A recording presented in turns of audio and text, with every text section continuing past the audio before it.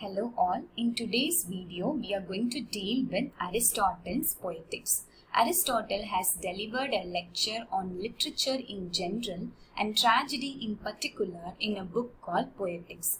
Whenever the reader reads Poetics, there emerges two important questions about the psychology of theatre. Why one should visit theatre? By visiting theatre, will you feel the reality or the essence of the situation? For this, Aristotle says that you need to experience the emotions of pity and fear. It will flow away from us just like the waste products of the body after purgation. For this, he uses a Greek term called catharsis, which is otherwise called as purgation, which talks about the overflowing of emotions of pity and fear. Because whenever you read tragedy will definitely have a sad ending, but there will always be a lesson that is imparted to the audience. Tragedy is considered to be a psychological medicine filled with free of inhibitions. For example, there is a tragedy which is written in Greek style which is called as Samson Agonistes. There you can come across the quote which actually suits the Greek term catharsis, with peace and consolation and calm of mind, all passion spent. The chief character of tragedy should be a bad man or a good man. Aristotle says yes for a good man because the audience will get upset, shocked, depressed, considering there is no justice in the world. Even God is unable to solve the problems faced by the tragic hero. So Aristotle says that the tragic hero should be good but not too good. He has the following characteristics, like the tragic hero will be very admirable, very lovely, but all the sufferings and death lies in his own hands. So the other characters of a tragic hero are he is kind, thoughtful, gentle, cultivated, but there is always a weakness and indecision that follows the tragic hero. The Greek term for the tragic flaw is hamartia. For this, you can even consider the example Hamlet. The tragic flaw of Hamlet is postponing things, which you can also find in another play called Othello. Othello's tragic flaw is suspicion. The chief characters of tragedy are always kings and queens. So Doris Lessing raises a question, why not ordinary people?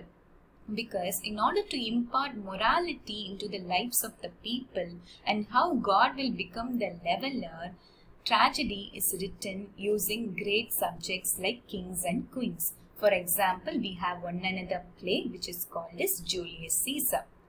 In modern dramas, the hero and subject are not great kings or queens, they are common people. Even in romantic age, the subject of the romantic period poetry will be about the rural people and rustic dialect. So in the later part of the modern drama, common people, they become the protagonist of the story. You can find those common people in the stories or the plays written by Ibsen, Shaw and Miller. They talk about society. They talk about socializing and remodeling the society in terms of morality.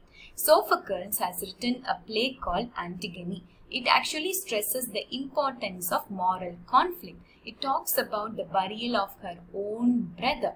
Hegel's views about Antigone states that he considers Antigone as the perfect example of tragedy.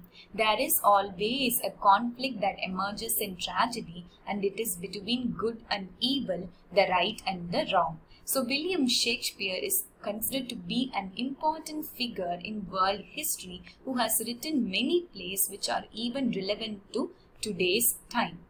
His drama belonged to Elizabethan period, so they have their own form and structure. And they even belong to the age of Queen Elizabeth I, which is considered to be the golden age of English literature. He has four perspectives in his plays. He understands human psychology. There is always a concept of love and compassion. There is a rich quality you can find in the language of Shakespeare, and he has used controlled vocabulary in the plays he has written, and he has invented new words like assassination. There is always luck and chance which comes in rescue of the tragic hero, which is especially needed for any success. Renaissance means rebirth. So all the dramas which come in the Old English period as well as in the Middle English period started to taste the new change in English literature, which is actually a cultural movement which is called as Renaissance. So at that point of time, the golden age of English literature is otherwise called as a nest of singing birds. The audience were very intelligent, poetry becomes the popular genre, so writers started to use a fantastical language. They called theatre as playhouse, animal and beast with reference to Shakespeare. So Elizabethan English has undergone various constant changes in its diction and vocabulary. Shakespeare has used it intelligently in all of his plays. Historians thought Shakespeare is inferior to Ben Jonson, but in Shakespeare's time, he is considered to be the successful dramatist who was born for that period. He has written 36 plays, but the first ever tragedy written in English literature is Gorboduc, which was written in 1551 by Thomas Sackville and Thomas Norton, who followed the tradition of Seneca, a Roman tragedian. They are all university wits, and many revenge tragedies have been written by Seneca. One important tragedy to be looked at is the Spanish tragedy written by Thomas Kyd. With this, Aristotle talks about the Greek terms in general and what is the definition of the tragic hero and how a tragic hero should be. What are the other areas which are predominant in Elizabethan age, and who are the other writers who have also followed Senecan style as well as Shakespearean style and their own style. What are the languages followed during Elizabethan age? Is there any transformation from Renaissance to Reformation? Thank you.